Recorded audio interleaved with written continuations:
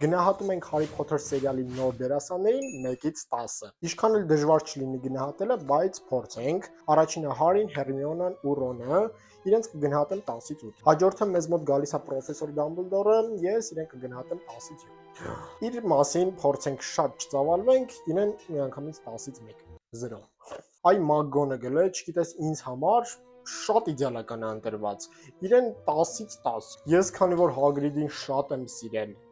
իրեն չեմ կարող պատկերացնել ուրիշ դերասանի համար։ Ճիշտ է, այն մնացածին էլ է շատ դժվար, բայց Hagrid-ին մի ձևի ավելի շատ չես կարողանում պատկերացնել ուրիշ դերասան որպես, բայց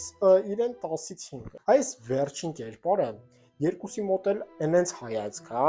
նույն հայացքը ոնց որ լինի, այն կռսոտ հայացքը է, ու ինձ թվում է իդեալական է ընտրված իրենց հայացքներով,